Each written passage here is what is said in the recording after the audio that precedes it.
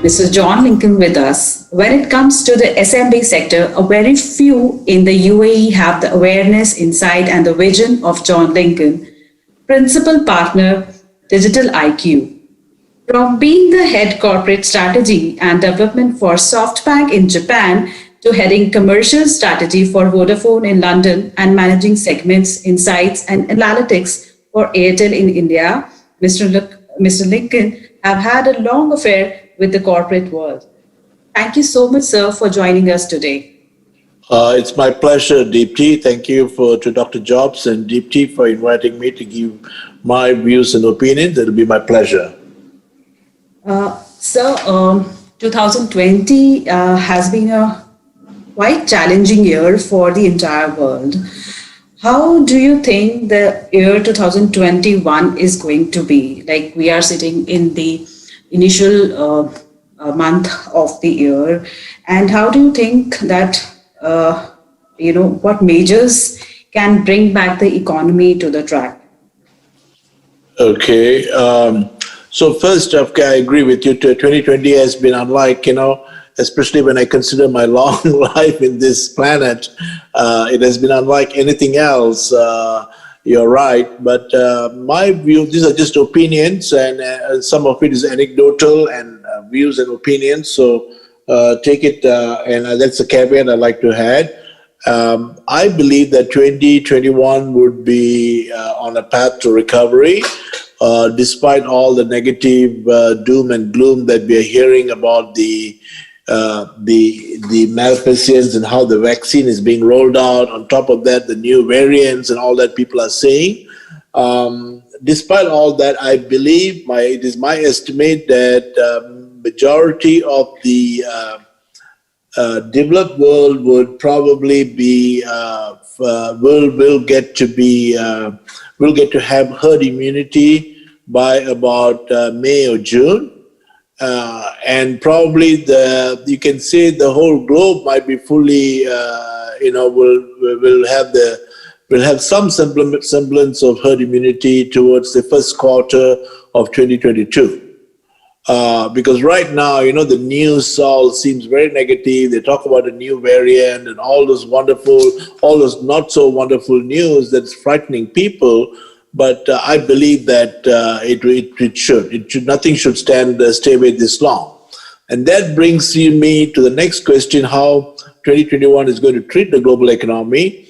The global economy will be in a great shape, because what happens is that we as human beings, once we are sort of constrained or restrained from living life, quote unquote life, there is normally a pent-up demand that is built up in people.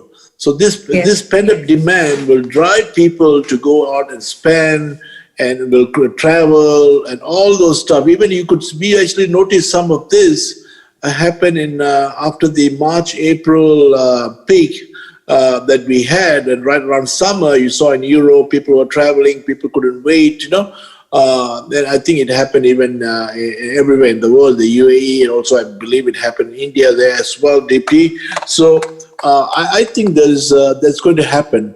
Additionally, also don't forget that many companies have not spent a lot of capital expenditure. They are holding back because business has been slow. So what that means is that when they need to replace the capital expenditure that has not been spent or depreciated fully, there will be a lot of business generated from that will revive the economy. Because when companies start buying goods and services that are required to grow their business or to replace the old machinery, the old equipment, or the old services, whatever they have, it has a cumulative effect on the economy. Even in 2008, when people talked about the global economy collapsing because the housing crisis that started off in the US, what happened after 2 years, there was a pent-up demand waiting to happen, and it happened. And it started with companies suddenly started investing in capital equipment and so forth. So the combination of the pent-up demand on the consumer side and companies still needing to spend on capital equipment and other things that will have a tremendously positive impact. And of course, there'll be hype. So it'll go up so high that eventually things will have to come back and normalize. So I believe there'll be a hype that goes on for 6 to 9 months, and probably after that will taper off. Okay. Okay. So, do you think it's a pandemic has been a blessing in disguise that it has saved a lot of money, a lot of capital for companies, and it has given them also the time to think how to channelize their energy and the capital as well? No, absolutely not. I don't think a pandemic is never a blessing in disguise, especially when you consider the total number of people that have died and and moved and passed on, removed from their families, and the suffering and the after effects of the disease that it has, and the number of people that have gone jobless, and many people, those who have jobs don't realize that many people are living below poverty and than what they have been used to. So it has not been a blessing. I would rather say it has been a great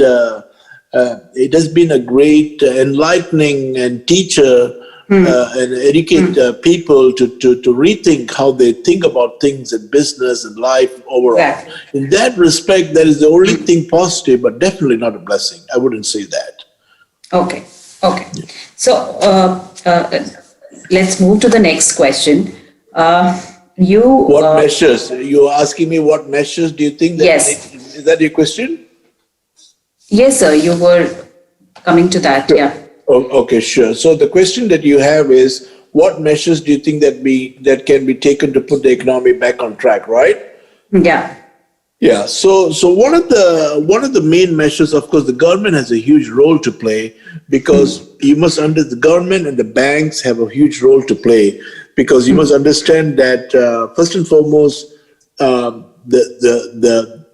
economy is fueled by people spending money. The economy is not fueled by itself, So the people need to have a sense of confidence in money. They should be able to spend it. So there should be some level of aid and support given to people so that they're still able to spend the money and into the main street. And I'm not talking about spending money on Wall Street, but spending money on the main street so that people buy goods and services from all those shops and businesses.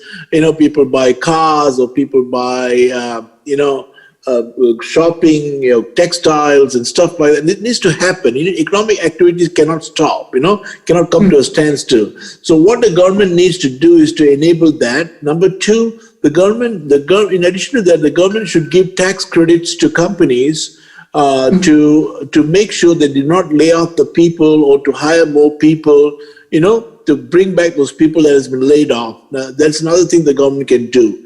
Additionally, I believe that there is a rethink on infrastructure and how you think about developing infrastructure for the country as a whole. In many countries, there's an opportunity that when you do advanced planning and investment in those sort of infrastructure, that creates more jobs.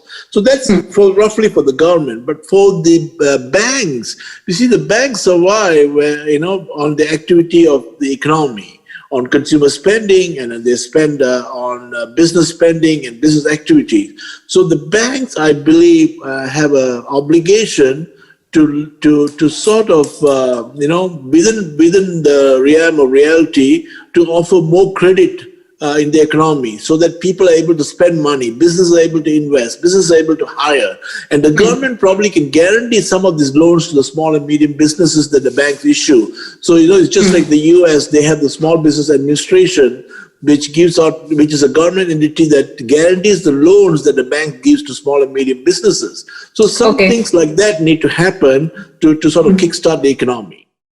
They need to invest that cash, they need to lend out that cash, together with the combination of government guarantees of loans and the availability of liquidity in the market will further make businesses invest more. And of course, that will drive not just the banking industry, but also all the other associated tourism, travel,